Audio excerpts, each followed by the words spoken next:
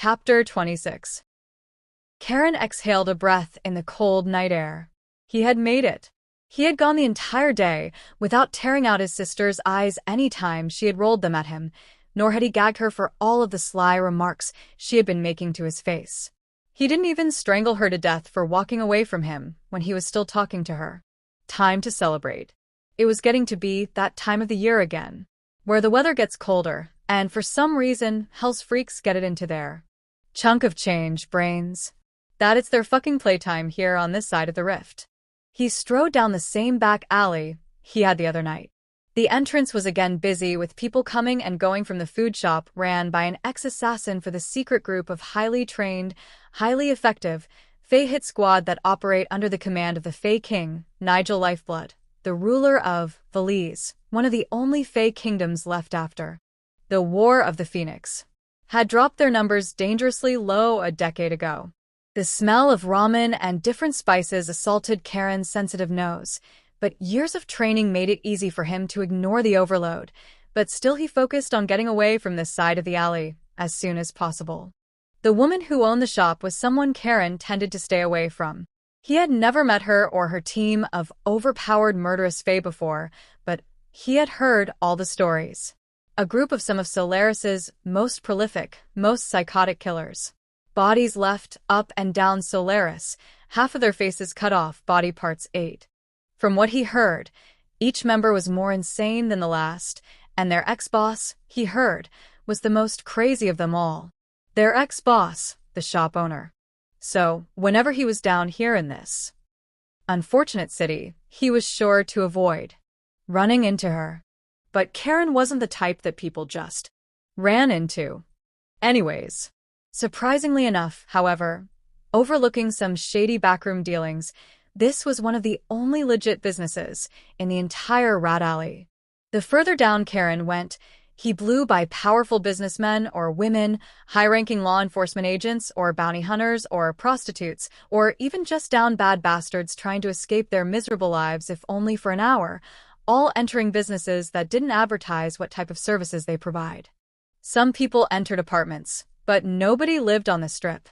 Not unless you ran drugs for the dirtbags who run this place or added a body or more to your name for them and need to lay low. It was like this in most of the places Kaeron frequented as a bounty hunter. He called them rat alleys, where nobody was who they said they were and everyone was out for themselves. He spotted the rundown bar. Oki. In between, the cross into another alley, which, if followed, would lead Kaeron to a fighting pit down the way. It would have been his first choice of entertainment tonight. Instead of hunting the demon, he'd just get to beat the shit out of them, but it apparently had been raided 2 days before by law enforcement, which was just before the 3 of them had arrived, and now the pit was in the process of reopening. So he heard. And one of those businesses where what they do wasn't advertised. His long steps ate up the distance between him and the bar.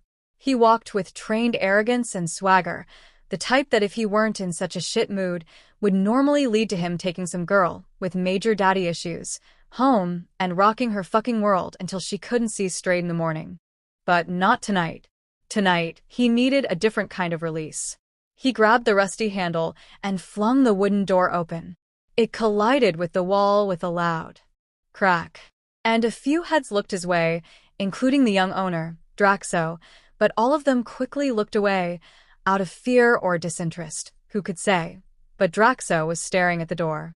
Kaeron started heading for the bounties when the owner cut him off. "What the hell is wrong with you?" Draxo growled. Kaeron was flabbergasted. Why was everyone all of a sudden getting big with him? Draxo was big for a Fae, sure, but Kaeron had killed bigger in less time than it would take for this bastard to snap his fingers. "You talking to me?" Kaeron asked, leveling the brave fool with a look through the cigar and cigarette smoke that was so cold the boy actually fell on his ass from tripping over himself, trying to get away from it, and Kaeron huffed. "Yeah, that's what I thought." He needed a demon in front of him now.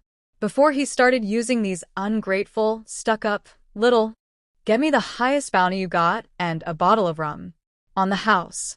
Now boy, don't make me ask twice." The boy seemed to have snapped out of the pants-wetting panic Kaeron had sent him into and nodded his head once before leaving to go do what he was told. Good boy. Kaeron smiled as he rolled the bounty up and hid it inside of his black trench coat. He took a swig from the rum and grimaced. Cheap, but when he got back to the car, Kaeron would sniff some more. Phoenix ash. Enough of that stuff, and even the cheapest bottle of rum could lead Kaeron to his way to having a good time tonight.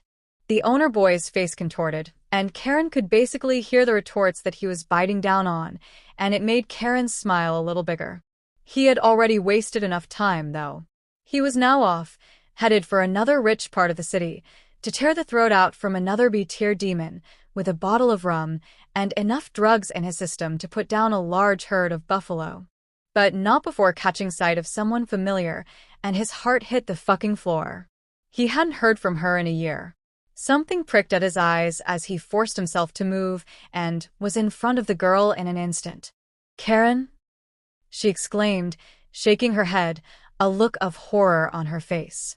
Kaeron grabbed her arm, and she protested, but he ignored it as he inspected her up and down. It couldn't be, it was... Hey, Kaeron. Stop. Let go. Where have you been? He growled, releasing her. She looked away from his gaze, and something inside him ticked. Bonnie, I'm not about to ask you again. Where have you been? When she still didn't answer, he took a step forward, and she braced herself.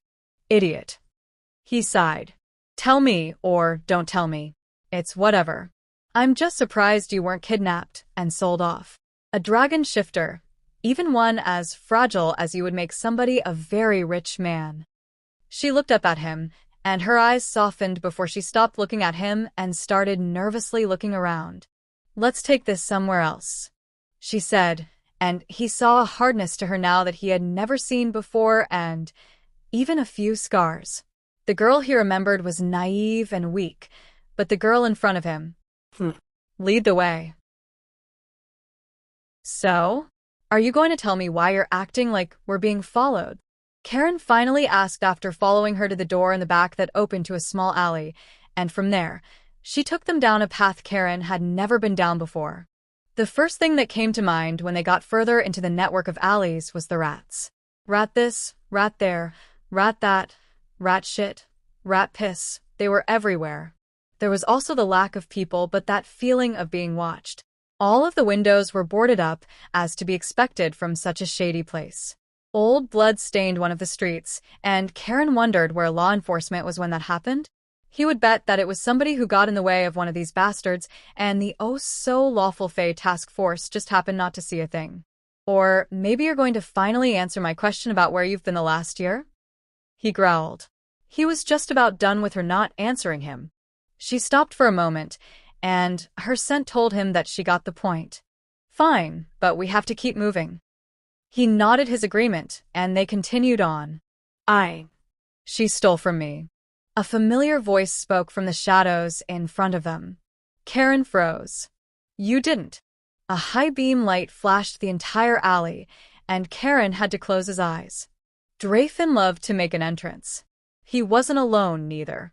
He had his left hand of the goddess, and his right hand of God.